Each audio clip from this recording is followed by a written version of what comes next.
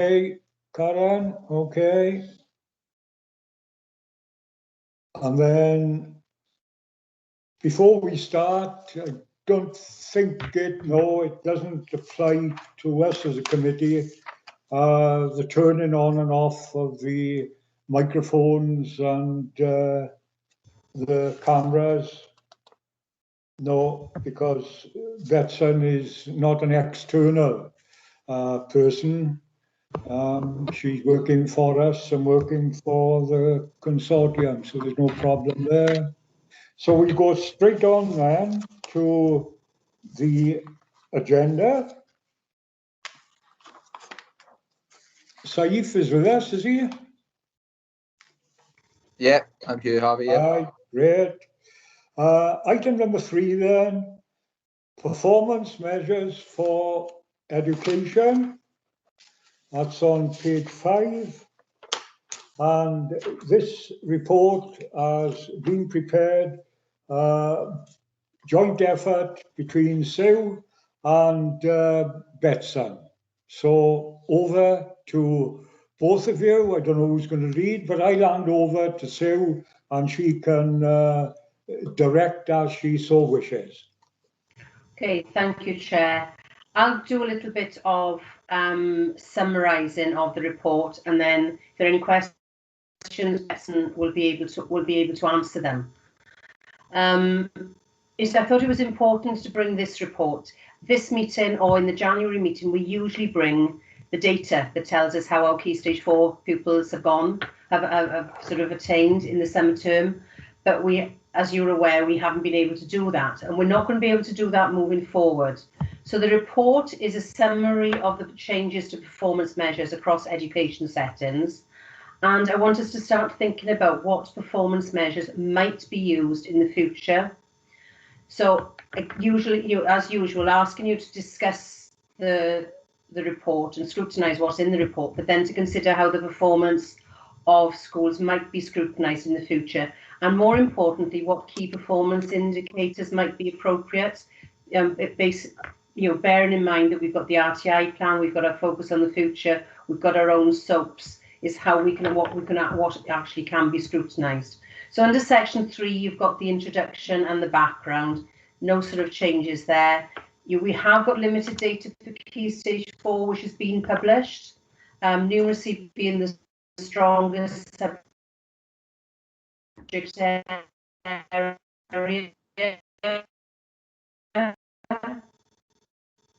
The gap, similar to the gap across and literacy at A star to C is the weakest area across the local authority. So for the last academic year, there will be published data for NEETs, but there is, as we've said, limited data for Key Stage 4. Where we were, inspection outcomes and categorisation are positive, but standards have been erratic in 3 out of the 4 secondary schools. Attendance is unsatisfactory, which also will impact on attainment. Permanent exclusion figures are low, and there are too many young people excluded for a fixed term. It does vary from school to school, but does impact heavily on the number of learners at special tuition and in Tudusky. Where we are now, because there are no benchmarking figures, we need to consider for ourselves how we track progress against performance of our schools. We need to create a better, stronger basis from which we can be confident about our schools rather than compare with other schools. We need to build something within our own context. And we need to measure exclusion figures and attendance figures, but within the context of the trauma that has been suffered by the children and families and the loss on school life. Where we want to be, there's no denying that we need to be closer to or above any modelled outcomes if that's going to be published. We don't know yet what's actually going to be published. But what we need to do next is consider what performance measures can be used to look at the success criteria for the system in Merthyr and the schools, i.e. how will we know when we've delivered against the Raising Aspirations, Raising Standards strategy. We need to sort of work with the schools to promote the importance of attendance, to work to develop the school support system so we can sort of reduce exclusions. Mentioned there, Flying Start and closer links with Families First. I want to take you through to the appendix as well, which was more detailed in how we could actually secure this accountability, and actually consider that in that appendix there were 3 main purposes of the information. So one is that improvement must be for the learner. It's not for the local authority, but it is for the learner to ensure that the learner progresses and has the best possible outcomes that they can. That accountability is for governance purposes, is via governing body reports, it's via the scrutiny meetings that we actually get. And then transparency is for everybody else. So we're not hiding behind results, we're not hiding behind excuses, but this will tell us how well individuals and the system is doing. So those are 3 key areas that we need to look at for performance measures moving forward. And then what we need to look, you've got a direct quote then from the guidance about what scrutiny committees should do: holding cabinet members to account, scrutinising the work of the council, scrutinising how well we work with CSC, how we use our statutory powers, and to consider the impact of decisions on the improvement of schools. So we now support the consortium, and Betson can say a little bit more now, is support schools to self-evaluate. It used to be, those of you that are governors will remember when the self-evaluation report was a key tool for inspection or a key document for inspection. Eston don't expect a self-evaluation report, but they do expect a detailed school improvement plan. But that makes self-evaluation even more important, because if we can't identify what the school improvement priorities are, to identify the school improvement priorities, we need robust self-evaluation. So the report is sort of a starting point for questions. It didn't intend to give you any answers, but actually to generate lots of questions, which I hope you've got. And I'm hoping that Betson's going to be able to answer them. No pressure at all, Betson. But I'm hoping that we're able to sort of come to a starting point here, and we need to bring back to you then further guidance, further reports on how we can actually take this forward. So over to members for questions. Any questions from members?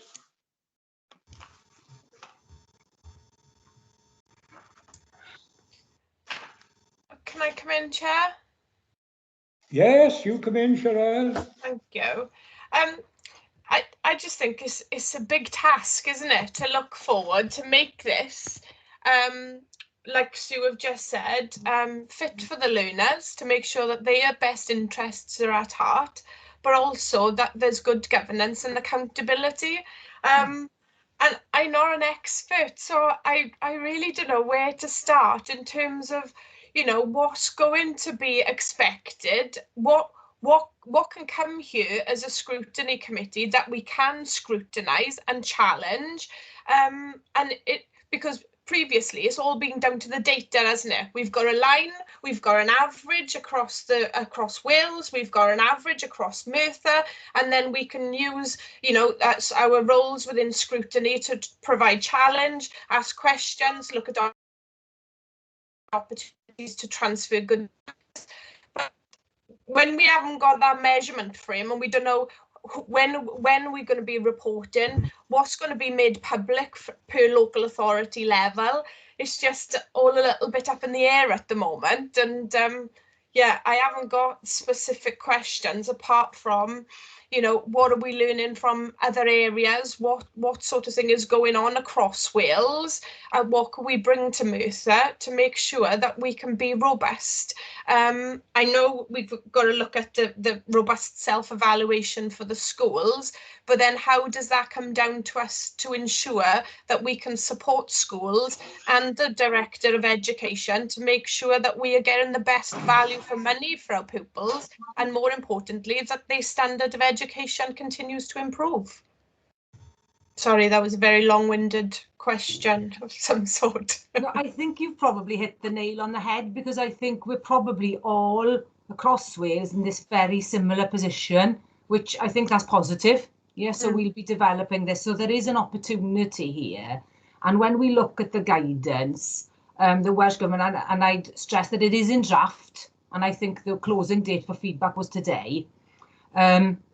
So there is an opportunity here to think of all the reforms around ALN, the reform around the new curriculum, and of course it does make sense that in due course this part of the accountability arrangements are reforming as well.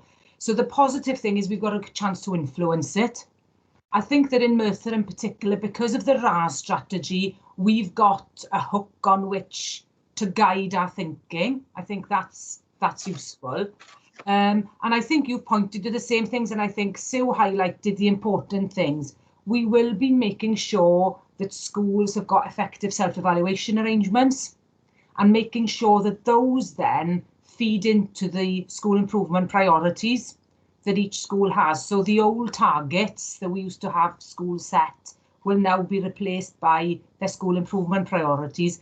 So the positive from schools in particular contexts, such as Merthyr, is the schools will be judged in their own context.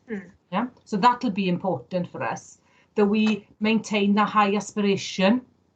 So that is something I know Sue feels very strongly about, and that's where the RAS strategy has come from. So we'll have to make sure that that bar is very high, and so that we've got confidence, in particular the improvement partners that work for CSC, have confidence in those self-evaluation arrangement, the school improvement priorities, so that all schools are working towards where they need to work, yeah, in terms of their own level of improvement.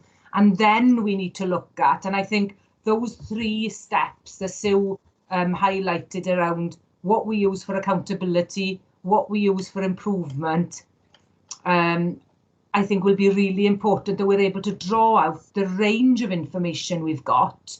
What do we use for accountability purposes? And then we don't want to fall into the old traps where we used to have those gaming, and where it wasn't helpful for schools to have this level of pressure on them, where they wanted to make genuine improvements for all learners. So there is a fine line there for us all to tread. Could I take the boy up now?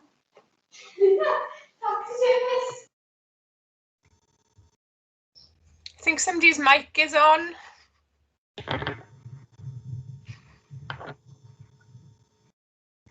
There you go.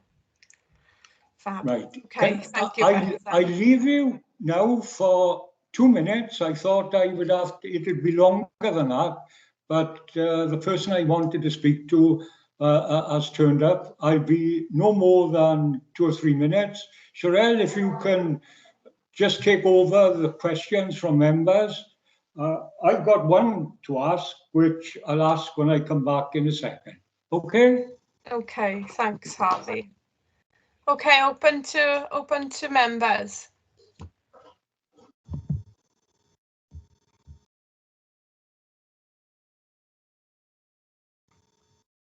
Any questions, guys? Can I ask a question? Can I ask Lisa Mitten, what, because obviously this is a conversation that's going on in WLGA as well and with leaders, what sort of conversations have been had, you know, because, you know, as Betson said, this isn't a Merthyr issue, this is a Cross Wales issue, and Scrutiny members and portfolio members are going to be asking the same questions. I'm just wondering what has been said at sort of that. Lisa, sorry to put you on the spot. That's all right, no problem at all. Yeah, funny enough, it's been put in, sorry, I was just muting Harvey to help you out, guys. I do apologise. I'll unmute him now when he comes back. Yeah, so okay, you're now.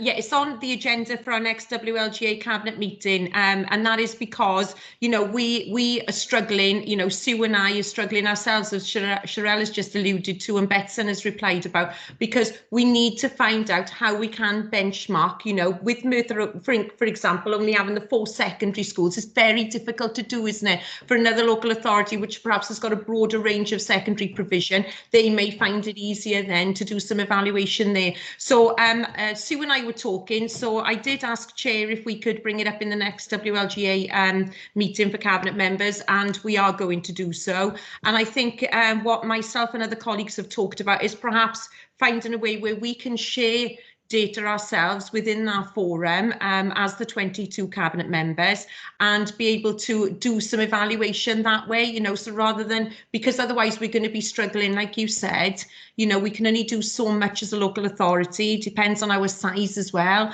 and so, you know, it'll be a little bit tougher for Merthyr to do. We're doing as best as we can, as Sue has already said in, you know, her first element of the presentation, but we are going to be asking all 22 authorities if we could share some data together and come up with some ideas of how we think we can evaluate our performances, you know, obviously considering sort of the family groups and things like that of schools that we have as well, but looking at it, so it's on our next agenda item. I was just quickly checking when that is, so so we've got it quite soon, so hopefully we'll be able to come back to this particular scrutiny and let you know what we're going to be doing from a WLGA perspective. Fab, thanks Lisa. Harvey, back? I am back to only say that despite what I told you before I went, I got to take the guy back up because he just brought my car back. It's been being serviced all day. So I got to take him back up the garage now. I expected to go from here about 5:30. Meeting probably would have been over by then. But there we are. I can't do anything at all about it. So I land up passing it over to you now, Sherelle. Okay, and you can continue then. Did you want to ask your question before you go, Harvey? No.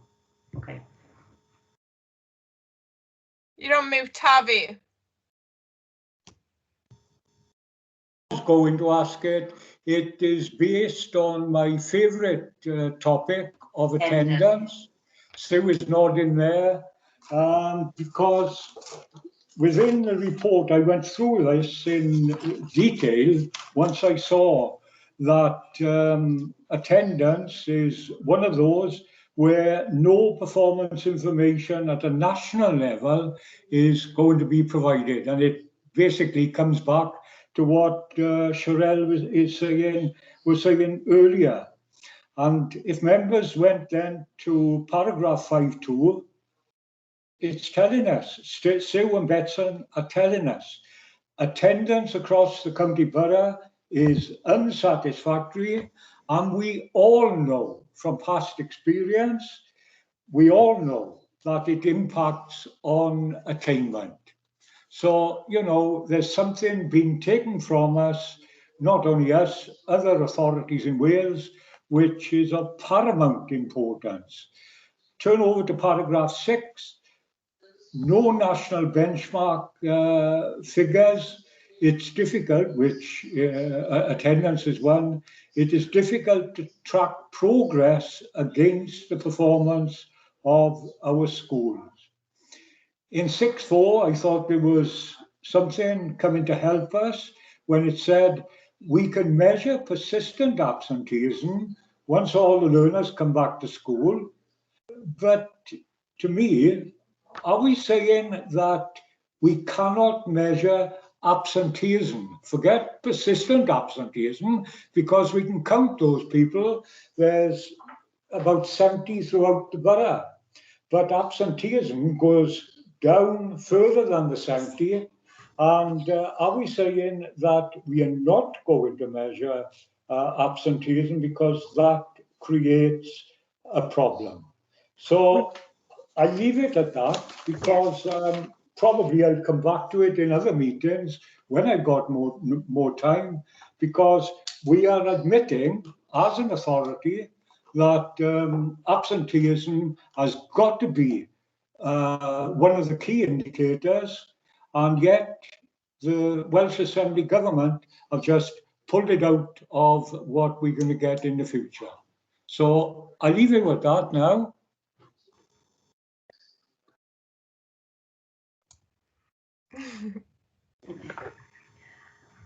I will respond, Sherelle, if you don't mind, to what Harvey said there. The issue that we've got at the moment with attendance is that Welsh Government are saying that whilst all children are back in school, the FPN process, where we actually challenge parents on non-attendance, hasn't been put back in place. So any figures we have currently, and I think it's in the other report, we currently have about 60 children who haven't attended since last September. And whilst our EIOs, our education inclusion officers, are working with them, we've got no, it's not a stick, but we have no punitive measures for parents, because if parents say they don't want to send the children back to school because they're concerned about COVID and they're concerned about the impact that will have on their family, we have no punitive measure to actually encourage them to bring the children back to school. All we can do is have those conversations with parents. So we do have the attendance, and I've spoken to all the secondary heads today. The year 11s, we're on about 92-93% of the children that have come back this week. And for our foundation phase children, we had over 90 in nearly all our, we've had over 90% in nearly all our schools for the last 2 weeks. But we haven't got that extra step that we can take to actually encourage parents to come back. And until that's in place, I wouldn't want to share a lot of data with Scrutiny members, because there's not a lot we can do for those children that are not in school. And do you have a rough idea from Welsh Government of when, you know, they'll put that expectation back that all children should be in school? Is there anything in the pipeline in terms of a timeline for that? No, I suppose I'm hoping it might be in the summer term when all the children are back, but it really does depend on the cases and things like that, doesn't it? If they think that we're going to have to go into a lockdown, and they're talking about a third wave now, aren't they? I can't see them putting that in place until there's no expectation of another lockdown. Okay, thanks, Sue.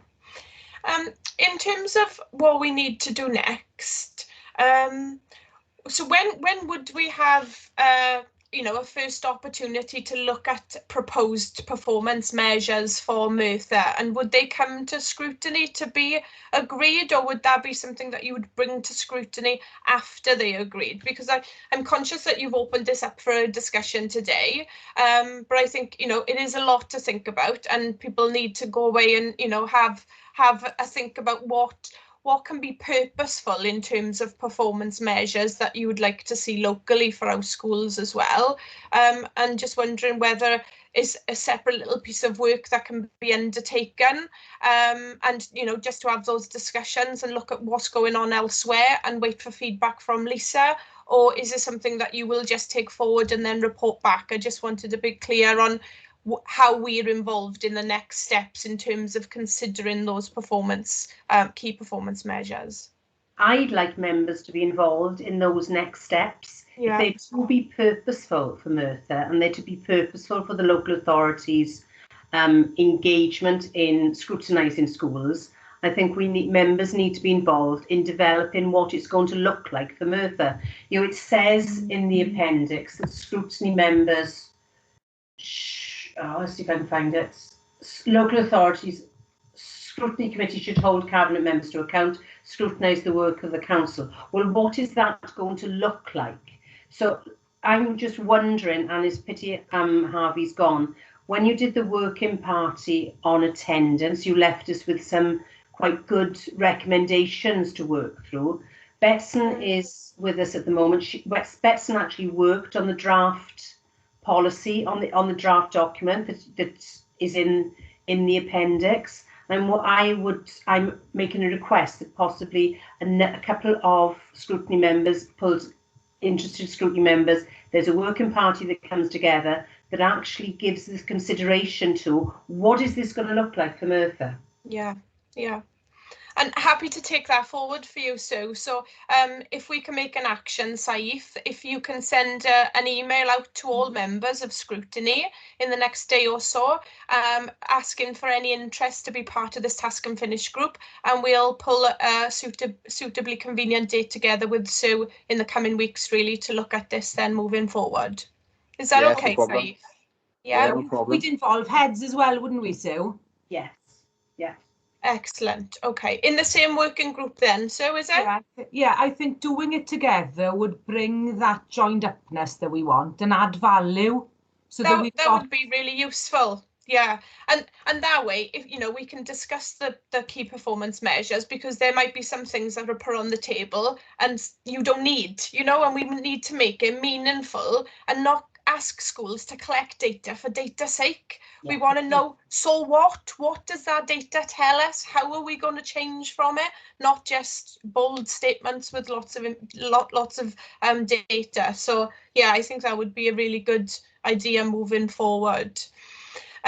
And just in terms of the what we need to do next, there's talk around 8.6 and 8.7, sorry, and 8.8 around preventative agenda. So ensuring Flying Start has got excellent outcomes for children and develop closer links with families first to support parents and school attendance. So I was just wondering how that would look and how that's going to be brought in to be something that we can measure and record on moving forward, as well as part of linking that preventative agenda into school outcomes. Chris is on the call.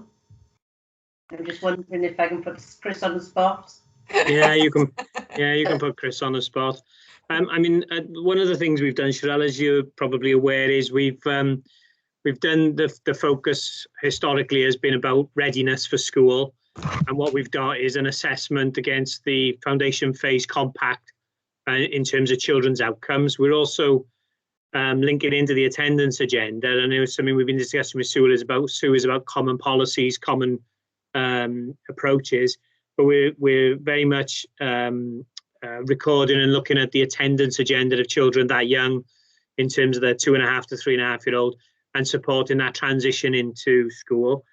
In terms of the wider sort of parenting agenda, one of the key things we're looking at is, funny enough, we've been talking about Blaenau Gwent in a meeting earlier, which was around what we're doing around the attachment agenda and around that early parenting messages, skills and development, in order that it starts to set the trend from pregnancy right through into education, because we all recognise that there's a lot of attachment issues which are manifesting in behaviours later on in school. So it's really linking that agenda together, because we don't have a focused attachment approach at the moment within our early years sort of Flying Start and preventative services. But that is coming through a new post that's being filled now as we're speaking, which is a midwifery position. So it's trying to get that route way through with common messages, common reinforcement of elements that will pay benefits then later on down the line within education. So, excellent. I think that Chris has pointed to some really important things there, sorry, Cheryl, which is that transition, so that we can look, you know, in the old days, our performance measures were quite narrow. They were about the academic outcomes of young people, whereas this is an opportunity to look broader as well, looking at well-being, looking at engagement in schools, families, those wider influences that affect young people's transitions, whether it be between schools, post-16, etc. So there is a bit of an opportunity here, I think, to make that kind of joined upness of all the services, both CSC, local authority, third sector, to bring all of those things together and look at their impact on learner progress. Yeah, absolutely, definitely. No, I would agree with you completely. And I think the other thing, sorry, just to add to it, Cheryl, is, and it's one we've been sort of chipping away at for a few years now, and I think we've just about got them on board, is that many of our childcare providers who are not servicing the needs of Flying Start children are suggesting that they are willing to share the data, because as we know from a Flying Start perspective, we have a two-tier childcare offer. The Flying Start standards and expectations are a bit higher than everyday childcare a parent pays for. But our providers, through the nature of the model that we've got in place, our providers tend to do that work anyway, even with non-Flying Start children. And we've been doing a huge amount of work with them around information sharing. And we think we're about to get them into a place where they will be willing to share the information on non-Flying Start children, just as they do for Flying Start. And hopefully that will aid transition for another cohort of children coming into education as well. Obviously, the group that would still be missing is those parents who don't use any type of childcare for their childcare needs. Yeah, definitely. And then what about the family's first element then? How are you going to link that into supporting the attendance and attainment measures within schools? Well, we've been trying to do that for a little while, but our Families First services have historically signed up to use Capita One, which is the school's education database, and now it's more of a corporate than just an education database. And we have in the past run some limited reports out of the system in order to generate and see what interventions have some impact on school level data. That is I'm going to say it as, and Sue will kill me, it's a secondary impact, because obviously if we're intervening with a young person for a particular reason, but we want to see whether it has an impact on their attendance or there be other elements. But what we've done is invest some more money into the Capita system, and we're looking to roll that out across the Families First programs, because it is the only universal system we've got that's got the records of every young person in there. But it also means then we get a better picture about all the different interventions that are going in around that one particular family, so that your education psychology service can see whether they've been involved with Flying Start, whether they've been involved with youth, whether they've been involved with parenting, etc. But to develop discrete measures and reports around particular interventions to show whether it has any contributory impact to improvement of attendance, because I think we'd all recognise, everyone who uses the system and everyone who engages with a family in school, nobody can be perfectly 100% sure it's that particular intervention that's made a difference. But we've got to get everyone in a habit of using that and having attendance as one of the factors they monitor to see whether it has a particular impact for the cohorts they're engaged with. And hopefully, overall, that helps amend the picture of attendance across all of the schools, etc., and contribute towards an uplift in attendance. Fab, thank you. Have anybody else got any questions on this agenda item, please? No? Any observations? No? Okay, well thanks for that, Sue. And the action that we'll take forward is to set up the task and finish group to look at the performance measures in more detail and get that involvement across the wider scrutiny committee to input into the, this is really important for Merthyr and we want to get it right. So thanks for that opportunity, and we'll allow Saif to arrange that for us. Thank you. Okay, next on the agenda is item 4, which is an update on activity around the pandemic, and this is back to Sue. Okay, thank you, Sherelle. This has come at a timely moment in the sort of academic year, as all our children, well, Key Stage 2 children came back to school today. Year 11s are back in school, and after Easter, as long as the figures keep going down, we're expecting all the children to actually come. We're expecting all the children to be back in the summer term. What we've tried to do is a similar report to the one that you had in September, and actually shows what the learning department has done since September. So this is sort of how we've sort of continued to support our schools. It also considers what needs to be done next. So we've put the at Appendix 1, you've got what the learning department has actually done since September. It says that on March the 20th, this time last year, we weren't sure what was going to happen. Then on March the 20th, all schools closed. Learning department worked from home. We've continued to deliver services and support early years settings and adult learning remotely, and a summary of these was presented to you on the 21st of September. We've had ongoing challenges faced both by schools and the learning department since September. All the staff within the department continue to work from home when possible, although when appropriate, face-to-face contact with school has taken place. Since the primary school, the foundation phase opened, a number of all our centrally based staff have had access to lateral flow tests, which they are taken twice a week. If I go into a school, I don't go into a school on a regular basis, but if I go into a school, or if Chris or Anthony or Sarah go into schools, we are expected to take a lateral flow test before we actually go into a school. So that's where we are sort of trying to support that. Nearly all schools have been affected by cases which necessitated the closing of schools. And at Appendix 2, you've got the attendance summary for the autumn term. At the moment, we're still working from home wherever possible. From April the 1st, 3 main offices, no, this is incorrect. So 5.1 is incorrect. It says that these staff will be given hot tests in the Civic Centre. Chris has just gone to pick his car up, I noticed. But actually, Chris has done a cracking piece of work, and they will all be hot desking still in Unit 5. And then we will move on block to the Civic Centre, I think it's in September. You're aware of the multi-agency education partner panel, which has met 3 times and is due to meet again this Wednesday.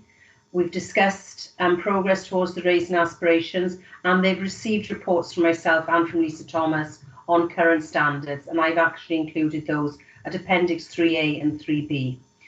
You were aware of the Vulnerable Learners panel that we set up during lockdown, and that continues to meet, not on a weekly basis, but on a fortnightly basis at the moment. 5.4 is quite a stark figure. Our percentage of pupils eligible for free school meals has risen from 22.5% at the start of the pandemic and now stands at 28.3%. That's over, that's way over a quarter of our population actually eligible for free school meals. We're in the phased return to school at the moment, and all children at Greenfields have started to return to school. Our childcare settings, as you know, Sherelle, have remained open for all children during this last lockdown. We're looking to start breakfast clubs after Easter. They haven't been running since the lockdown last March, but our aim is to reopen them after Easter. We would like our attendance to be at least where it was prior to March 2022. And we need our children, young people and staff to access more comprehensive wellbeing support. Yesterday or today, the Welsh Government have just published the whole school approach to emotional wellbeing, and Chris leads on that for us within the department. So there's some work on that to see how we can actually utilise that with our schools. And obviously all our schools moving towards the ambition of the RAS. You heard Betson talking about that early on. And what we need to do, we need to engage with children's services on a regular basis. And I'm now having monthly meetings with Taryn. Taryn has met with our head teachers, and there's a task and finish group of head teachers to actually work with children's services to ensure that those early help hub conversations are had at the appropriate level and schools feel supported and social services feel supported by schools, vice versa. And also we need to continue to engage with the head teachers and governing bodies when we get further guidance, timely guidance from Welsh Government. We are going to be moving to the Civic Centre, as you're aware. We need to make sure that it doesn't affect working arrangements. And then we need to ensure that the commitments to the RAS are integral to the work that we do. And it is that conversation that we have with everybody across the department. So open to questions, members.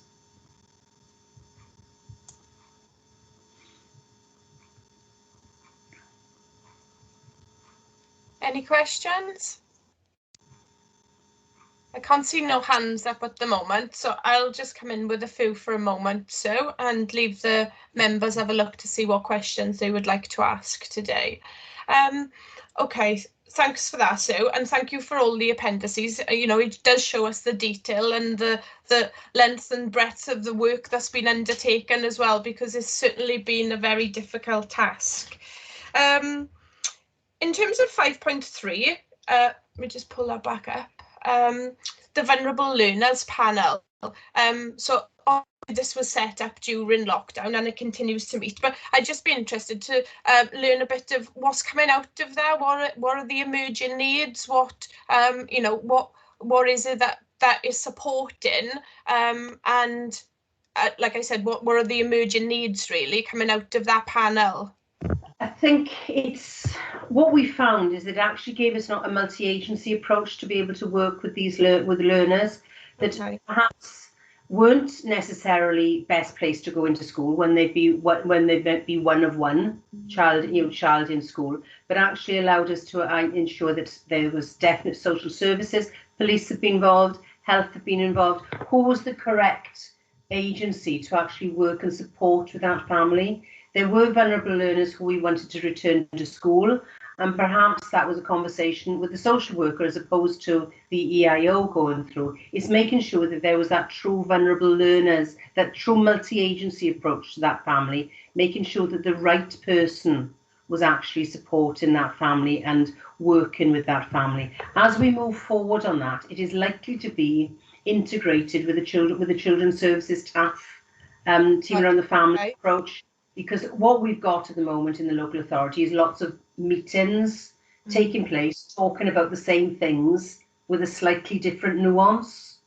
So one of the things that we're actually looking at is how those can work more efficiently, so less meetings, but doing the same things and being more efficient. So we're not going to lose the vulnerable panels. We're also looking at whether it's possible to have them on a cluster basis. So moving forward, whether you'd have the north of the county, which would incorporate Bishop Headley and Penydre, the centre, which would be the Cyfarthfa catchment area, and then the bottom end, Avon Taff.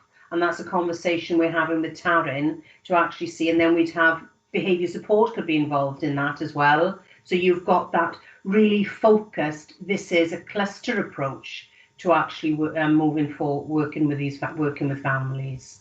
Fab. Okay. So over the course of the pandemic, and I've read the appendices as well in terms of the support and that's been provided, but what do you feel has been the biggest challenge for education?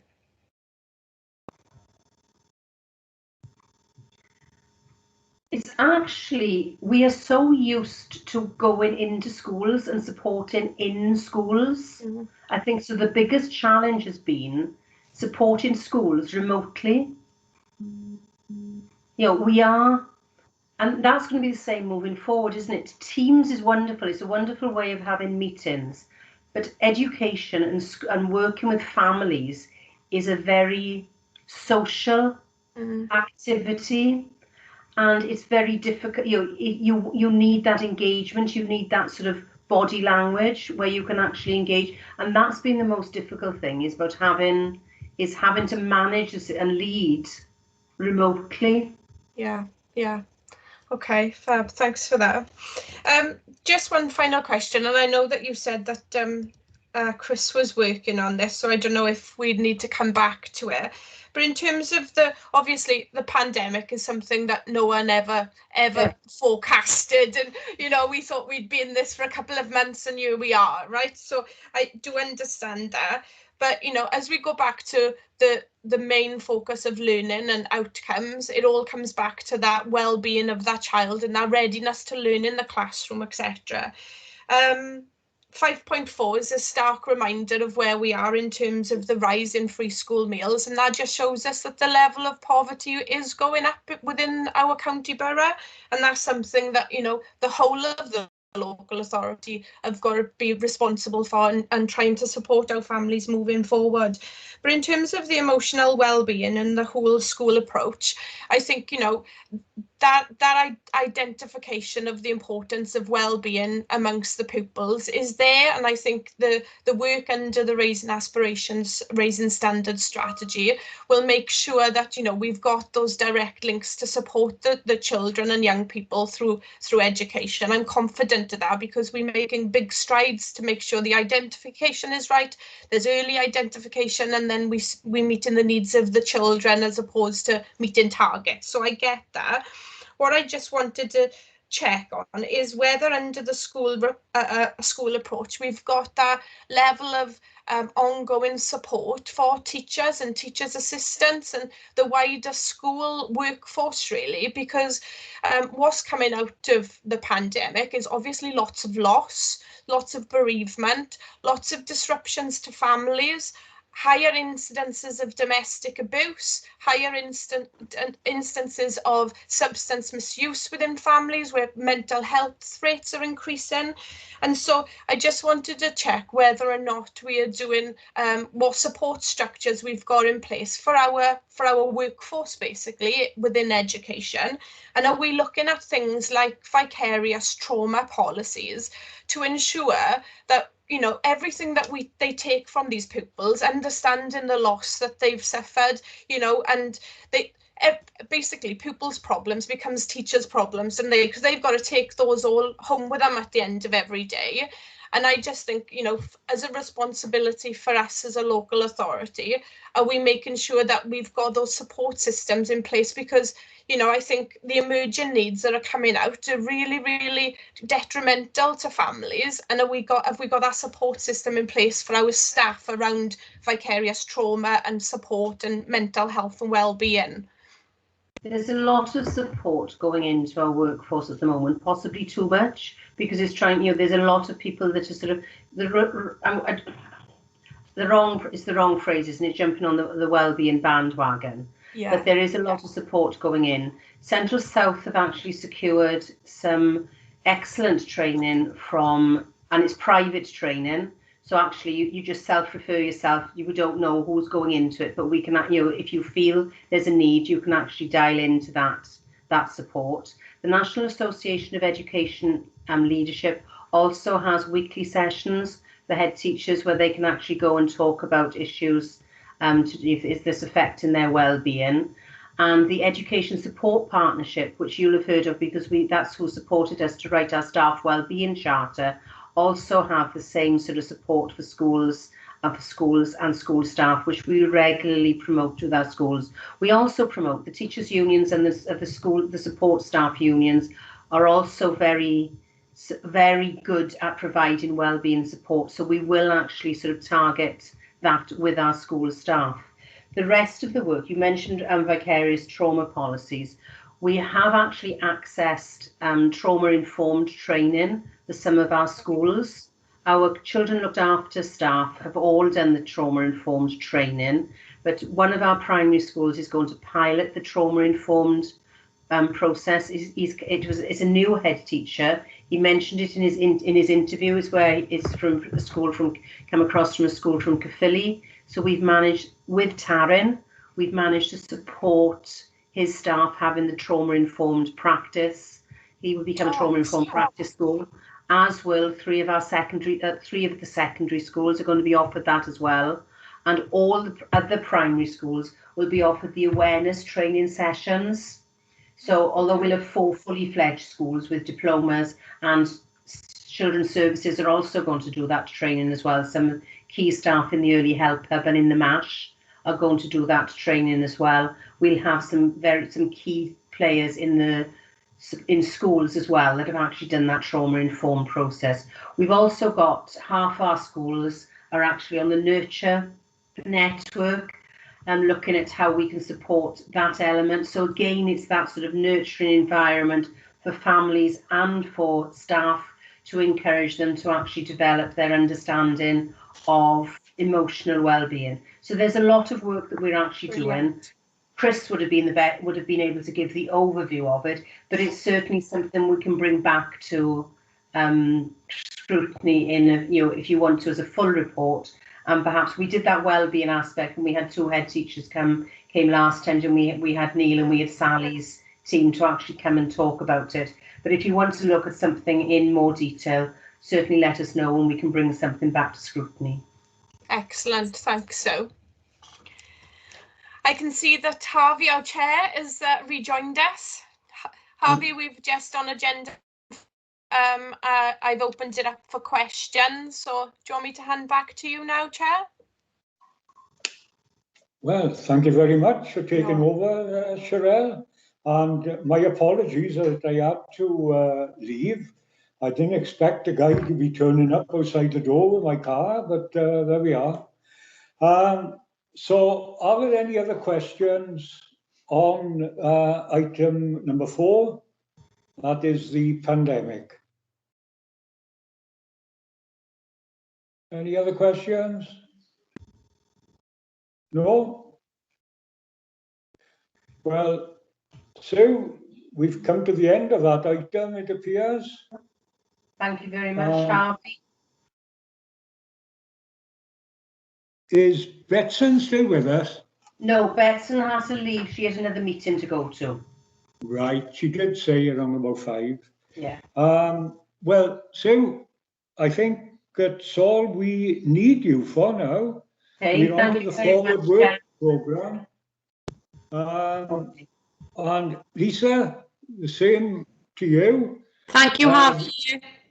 Forward work programme, scrutiny referrals. So thank you very much for attending, and I hope to see you both soon. Thank you very much. Okay. Thank you, guys. Thank you. Bye. Thanks. Bye. On to then item 5, which is the forward work programme, which is on page 63 of your agenda.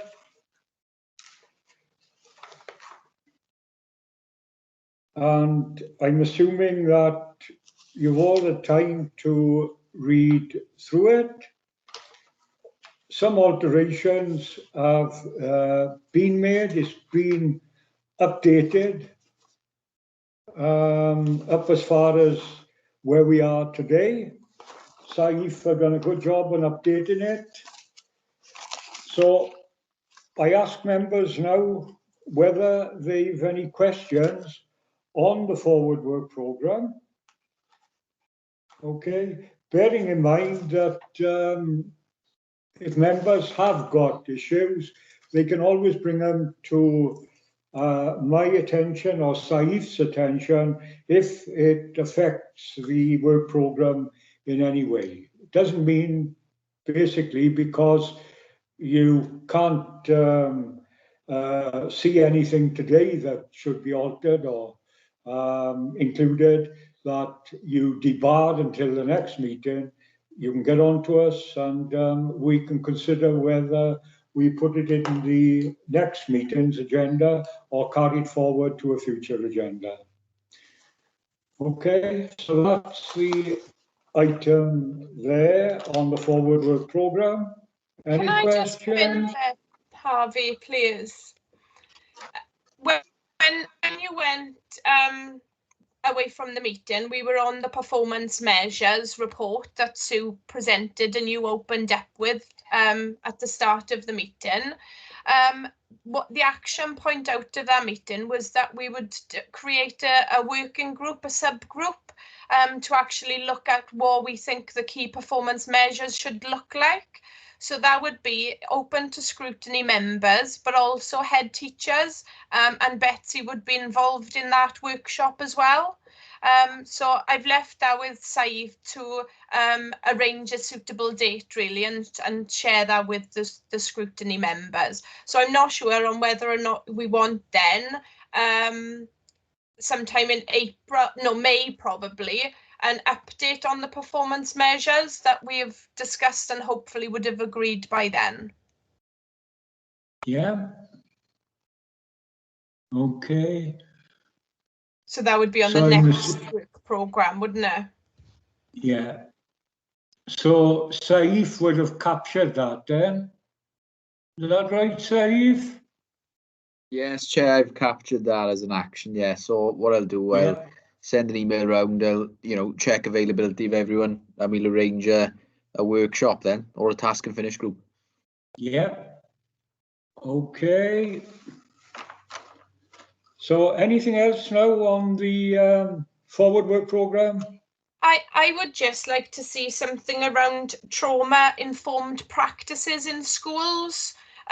Because of, like I just explained, I'm not sure if you joined where you joined us in the meeting, Harvey, but the impact of COVID-19 and some of the emerging outcomes, just to look at what the schools are doing around that agenda. And Sue did mention that lots of work is starting around trauma-informed practices within schools. So it'd be nice to have an update on that later in 2021. Towards the end of the year, really, if that could be added to the work programme. Okay. Members agree to that then? Yeah. Anything else now before we move on the forward work programme? No. Item 6 is scrutiny referrals, feedback and follow-up actions.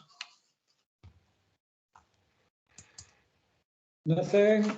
No. Item number 7, reflection and evaluation of the meeting, to receive an update from the Vice Chair, because she's the one that actually took over the most important part of the meeting. Sorry, I must have jumped in the last one. So yeah, that was basically what I just recapped with Harvey, to say that, you know, I think we need a bit of time to look at what we feel are strong key performance measures moving forward, because we need to be in a position where we can properly scrutinise the information that's coming to us from education. Otherwise, there's no point in scrutiny, really, is there? So yeah, absolutely right. I asked the question, how would scrutiny be involved in the development of the key performance indicators? And that's when Sue came back and said she would welcome us to be part of those, the decision-making process. And that's why she recommended the task and finish group or workshop to effect, to make sure that we can have that influence in that decision-making. Yeah. Yes. Recommendation 2.2 of that particular report on performance measures, it frightened me when I read it, that scrutiny committee members consider how performance at school may be scrutinised in the future and what key performance indicators might be appropriate. And when I read that, I thought, hang on now, you know, this is a fair task. And in my view, that will involve Sue, at least, getting in touch with her colleagues in other authorities to find out basically what they are doing in terms of performance indicators.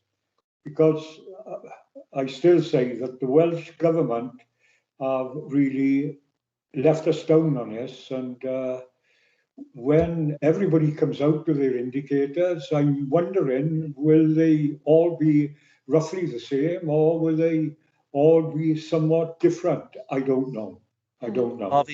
Harvey. Yeah. Know these performance indicators? Yeah. Everybody seems to think that it's just going to be the Welsh language, the English language schools. The Welsh language schools are going to have an input into it, because the target indicators are affected by the Welsh language as well. Yeah.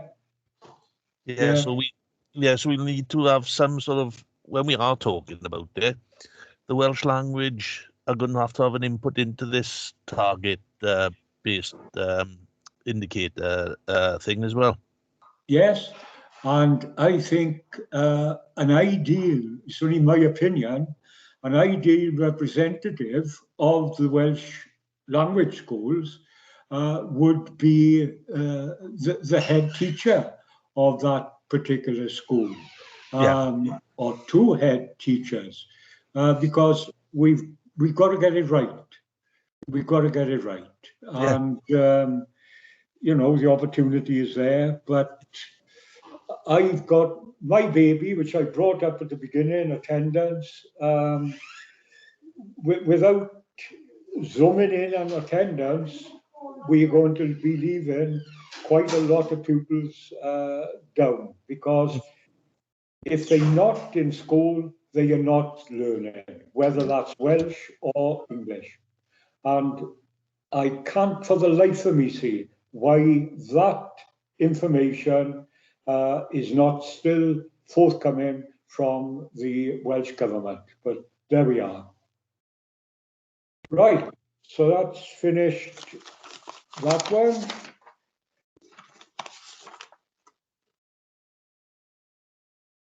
So we finished item 7, Sherelle? Reflection on the meeting? Yeah. Yeah.